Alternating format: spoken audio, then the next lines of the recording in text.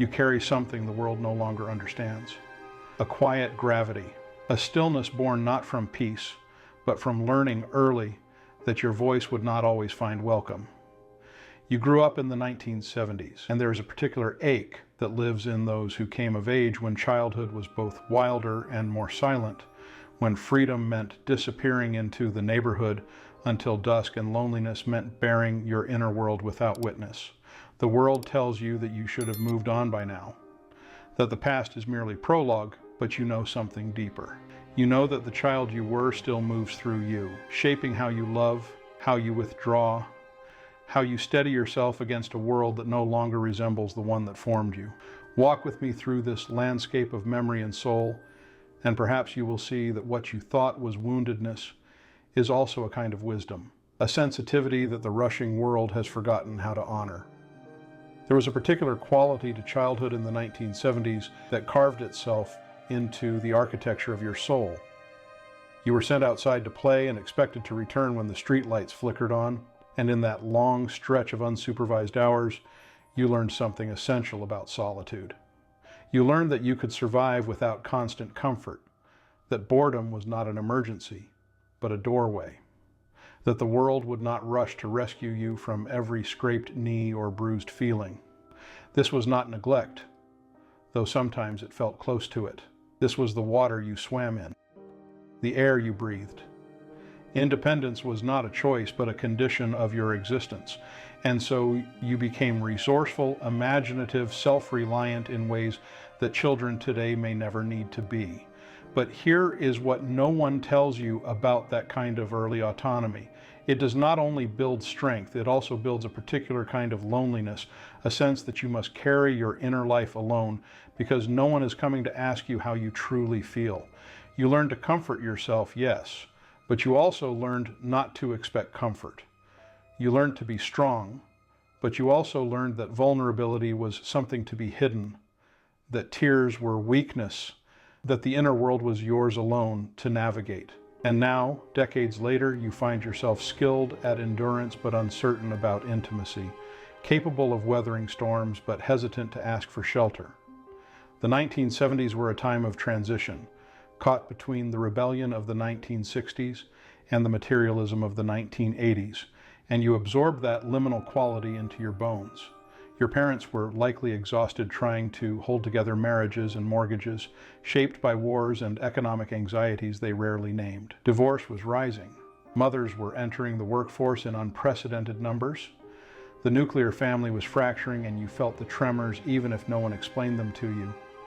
There was a tiredness in the adults around you, a sense that survival mattered more than feelings, that keeping the household running trumped the luxury of emotional attunement. And so you learned to read the room, to sense the unspoken tensions, to make yourself small when needed and invisible when necessary. You became an expert in emotional weather patterns, scanning faces for signs of approval or anger, learning to adjust your presence to keep the peace.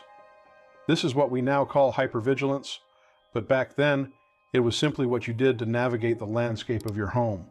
You became sensitive, attuned, empathic, not because it was encouraged, but because it was required. And now you carry that sensitivity like a second skin, feeling too much in a world that insists you should feel less, exhausted by the constant work of reading between the lines, because you learned early that what was said was never the whole truth. Television was your companion, your babysitter, your window into a world that seemed both familiar and impossibly distant. You watched families on screen who solved their problems in 30 minutes, who hugged and laughed and talked about their feelings, and some part of you wondered why your own home felt so different.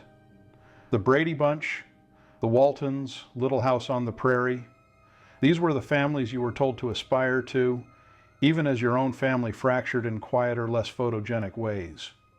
And so you learned to hold two realities at once: the official story of what family should be, and the lived experience of what family actually was. This dissonance shaped you in ways you are only now beginning to understand. It taught you that appearances matter more than truth, that the performance of normalcy is more important than the admission of pain. You learned to smile when you were hurting, to say you were fine when you were not, to present a version of yourself that would not burden or alarm the adults who were already stretched too thin. And now, decades later, you find yourself still performing, still hiding, still reluctant to let anyone see the raw and unedited truth of your inner world, because you learned early that truth was something to be managed, not shared. There was a particular flavor of discipline in the 1970s, a belief that children needed to be toughened up, that praise should be rare and criticism frequent, that love was best expressed through provision rather than affection. You were told to stop crying, to toughen up, to not be so sensitive. Your feelings were not explored but dismissed, not validated but corrected, and so you learned that your emotional reality was somehow wrong, that the way you experienced the world was too much, too soft, too vulnerable. You learned to distrust your own perceptions, to second-guess your own needs, to apologize for taking up space or requiring attention. This was not because your parents were cruel, though some were. This was because they were shaped by generations before them who believed that emotional restraint was a virtue, that children should be seen and not heard, that suffering in silence was a mark of character. And so they passed down to you what was passed down to them, a suspicion of feelings, a belief that vulnerability is dangerous, a conviction that you must earn love through achievement rather than simply receive it for existing. And now you find yourself striving, pushing, achieving, always trying to prove that you are worthy of care, never quite believing that you are enough just as you are. The paradox of your childhood is this: you were given extraordinary freedom in the physical world and almost no freedom in the emotional one. You could roam the neighborhood for hours, but you could not express anger or sadness without consequence. You could climb trees and ride bikes and explore, but you could not question authority or speak your truth or expect your needs to be prioritized. And so you developed a split sense of self. The outer self that was competent and independent and strong, and the inner self that was lonely and uncertain and longing for someone to see you. This split has followed you into adulthood.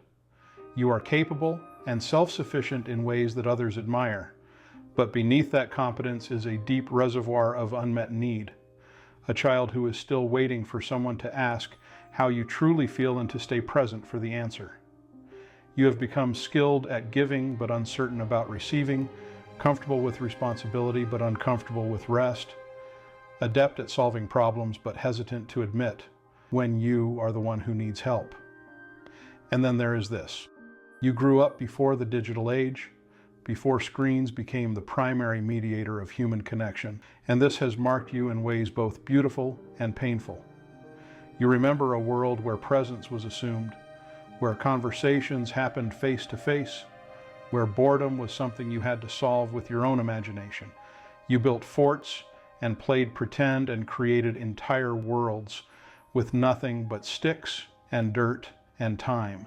This gave you a depth of inner life that is increasingly rare, a capacity for solitude that does not require constant stimulation, a comfort with slowness that the modern world dismisses as inefficiency.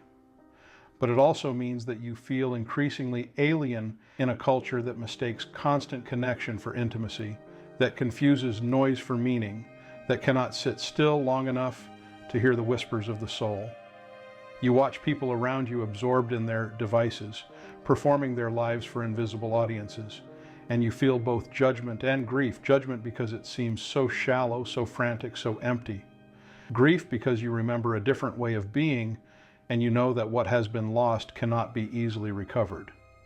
There is something else you carry from those years, something that lives in the marrow of your bones and shapes how you walk through the world even now. You learned that safety is something you create for yourself, not something the world owes you. You learned that comfort is a luxury, not a right. You learned that your needs are less important than the smooth functioning of the household, that your feelings are secondary to the comfort of the adults around you. And these lessons were not taught through words, but through 1,000 small moments of being overlooked, dismissed, or told to handle it yourself. The scraped knee that was met with a band-aid and a dismissal. The fear in the night that was answered with irritation rather than comfort. The loneliness that was never acknowledged because you had a roof over your head and food on the table, and what more could you possibly need? And so you learned to minimize your own suffering, to tell yourself that what you felt was not real or not important, to push down the ache and keep moving because that is what survival required. Your pain is the soft hand that shapes your awakening. This is what you must understand about the way the 1970s formed you. The loneliness you felt was not a mistake, but a preparation. The silence you endured was not abandonment, but an invitation to develop your inner resources. The lack of emotional attunement you experienced was painful, yes, but it also made you sensitive to the pain of others, attuned to what is not being said, capable of seeing beneath the surface in ways that those who were always seen cannot. You learned to listen to the quiet, to trust your intuition, to sense the undercurrents that others miss. This is not to say that your childhood was perfect or that the pain you carry is insignificant. It is only to say that the very things that wounded you also gave you gifts, and those gifts are needed now in a world that has forgotten how to slow down, how to be still, how to honor the inner life. The world believes you are stuck in the past, that your struggles are merely the remnants of old wounds that should have healed by now. But you know something different. You know that the past is not separate from the present, but woven through it. That the child you were is not gone, but alive inside you, still shaping how you respond to intimacy and conflict and uncertainty. And rather than seeing this as a problem to be solved, what if you could see it as a truth to be honored? What if the sensitivity you developed is not a flaw, but a form of perception? What if the guardedness you carry is not weakness, but wisdom about how much the world can hurt when you let it in too quickly? What if the independence you learned is not isolation, but a deep knowing of your own capacity to endure? There's a particular way that people who grew up in the 1970s approach relationships, and it is both your strength and your struggle. You are fiercely loyal, but slow to trust. You give generously, but struggle to receive. You crave intimacy, but fear being overwhelmed by it.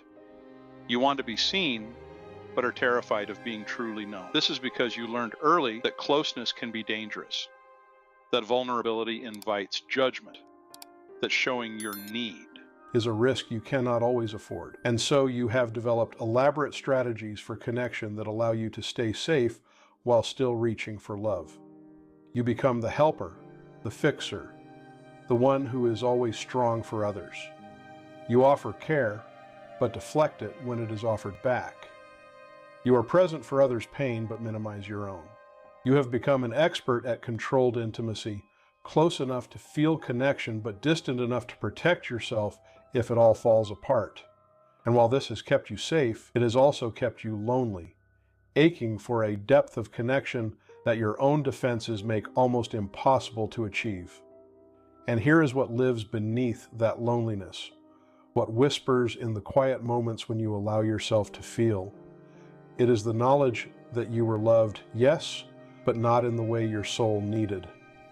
It is the recognition that your parents did their best with what they had, but what they had was shaped by their own unhealed wounds, their own unmet needs, their own survival strategies passed down through generations. They fed you and clothed you and kept you safe in the ways they knew how, but they could not give you what they themselves had never received, the gift of being seen in your fullness, of having your emotions welcomed rather than managed, of knowing that your inner world mattered as much as your outward behavior.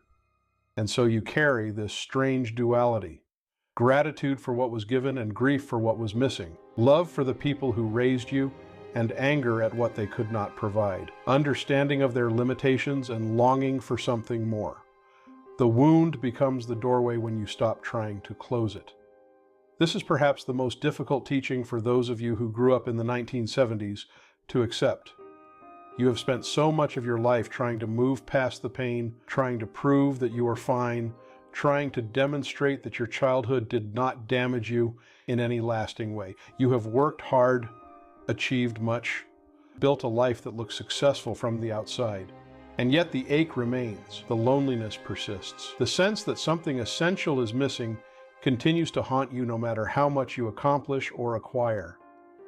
And this is because you have been trying to heal the wound by denying it, by covering it over, by pretending it does not exist. But the wound does not want to be ignored. It wants to be witnessed. It wants to be felt. It wants to be acknowledged as real and valid and worthy of attention.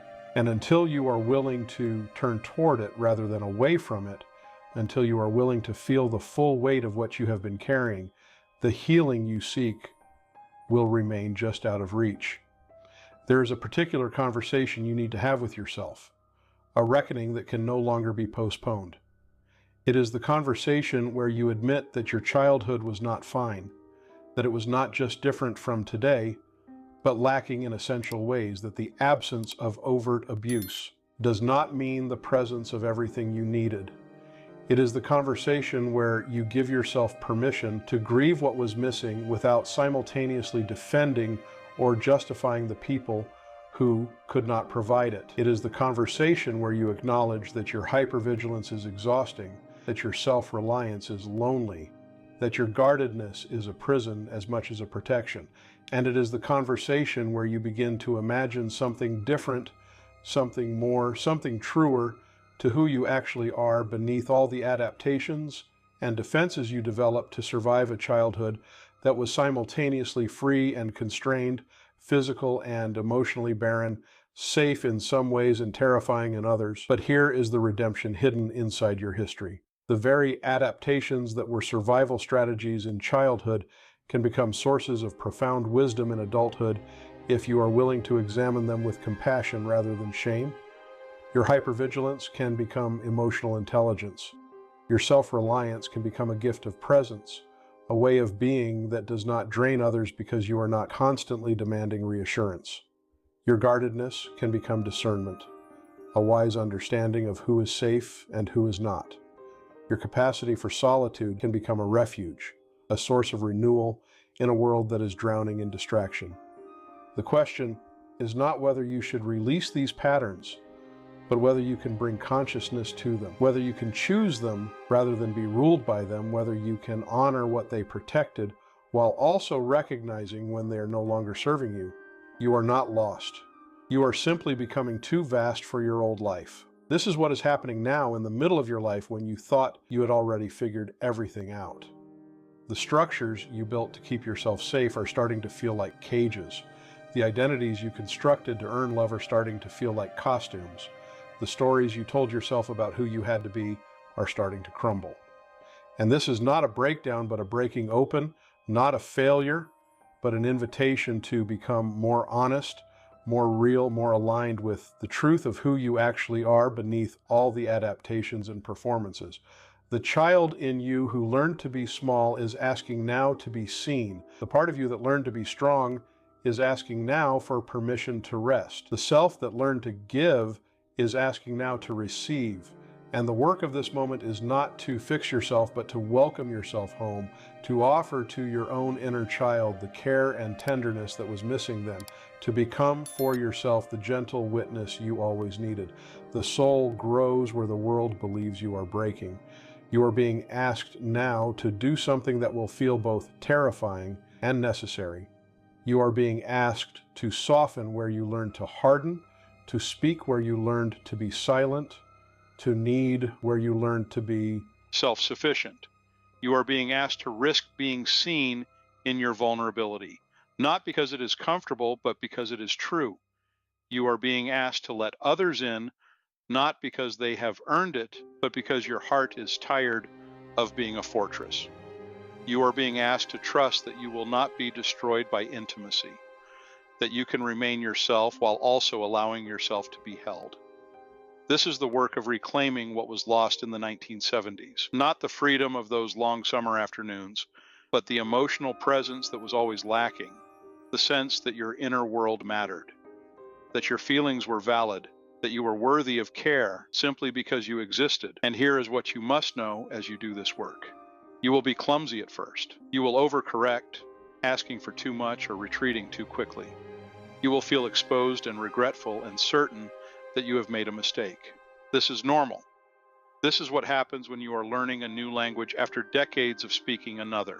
Be gentle with yourself. You are not failing. You are learning.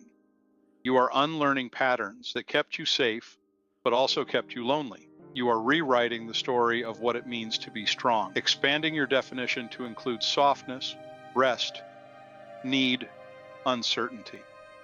You are discovering that vulnerability is not the opposite of strength, but its deepest expression. That it takes more courage to ask for help than to suffer in silence, that the truest form of independence is knowing when to let yourself depend on another. What you call fear is the shadow of the truth trying to reach you. You have been afraid for so long, though you would not have named it that. You have been afraid of being too much, of needing too much, of disappointing others, of being abandoned if you show your true self. These fears were born in the 1970s, in the moments when you reached for comfort and found none, when you expressed a need and were told to handle it yourself, when you showed emotion and were told to stop. And those fears are still with you, whispering that it is not safe to be fully yourself, that you must continue to perform and manage and control. But the truth beneath the fear is this: you are not too much. You never were.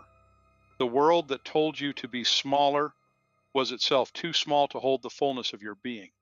And the work now is to find people and places and practices that can hold you, that can welcome all of you, the strong and the fragile, the competent and the confused, the giver and the one who also needs to receive. There is a grief you have been postponing, a mourning that needs to finally happen.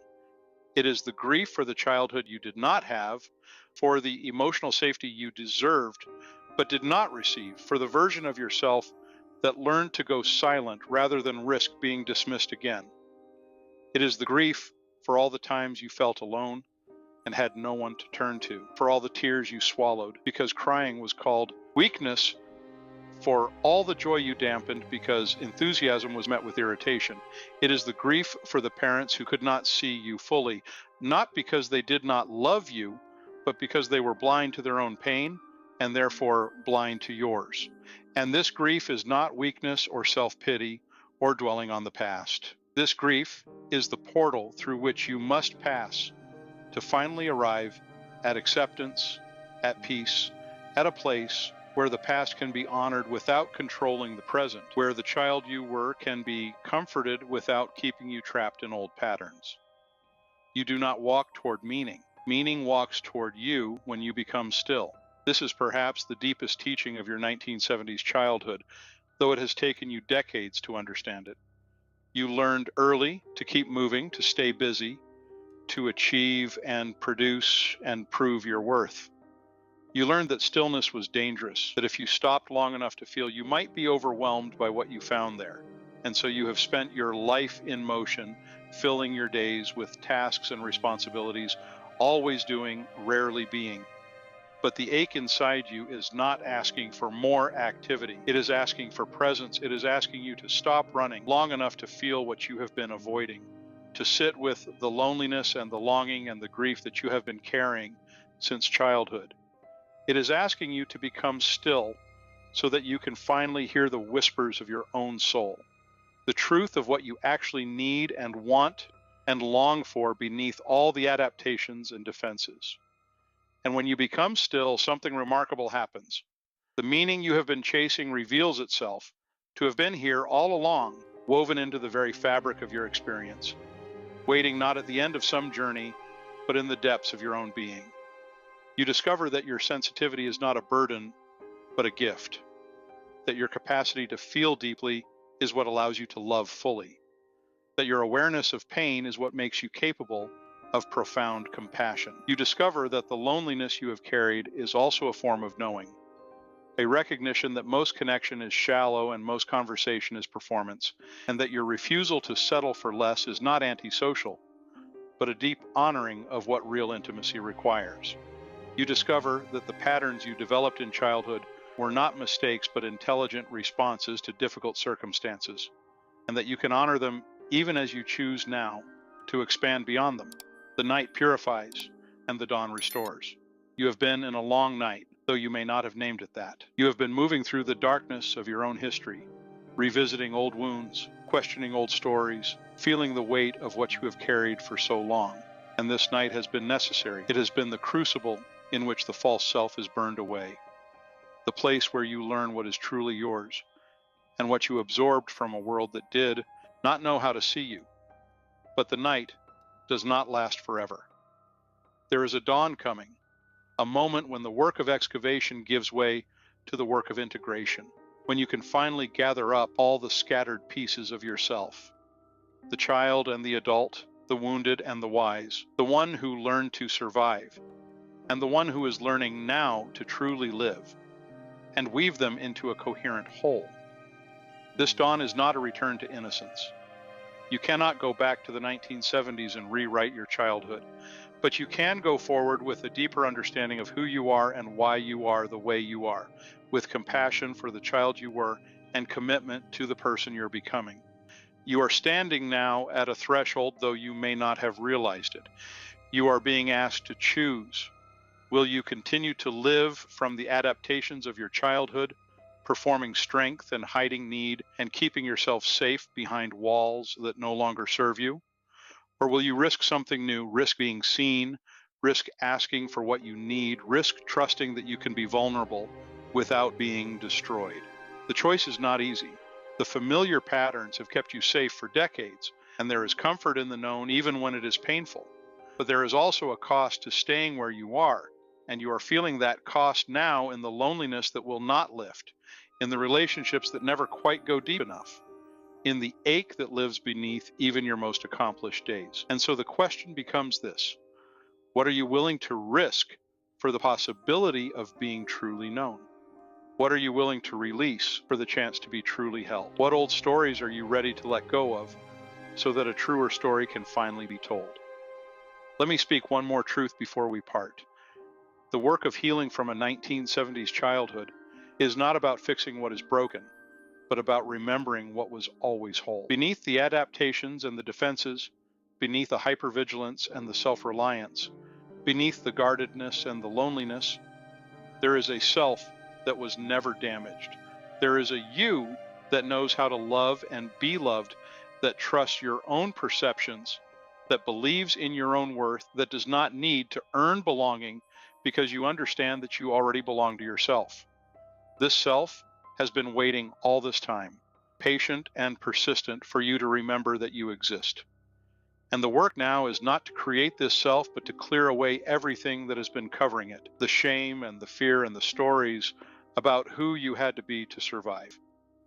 The work is to return to the truth of your own being, to stand in the fullness of who you are without apology or explanation, to offer yourself the tenderness and the welcome that the world of the 1970s could not provide.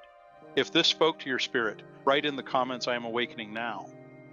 The journey you are on is not one you walk alone, even when it feels that way.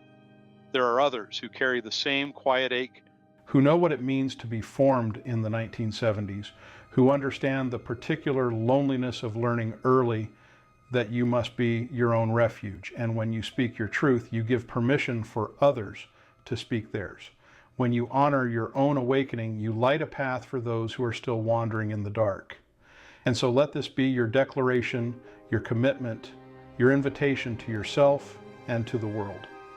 You are awakening now, not to some idealized version of yourself, but to the truth of who you have always been beneath the armor and the performance and the fear. The dawn waits for no one, but welcomes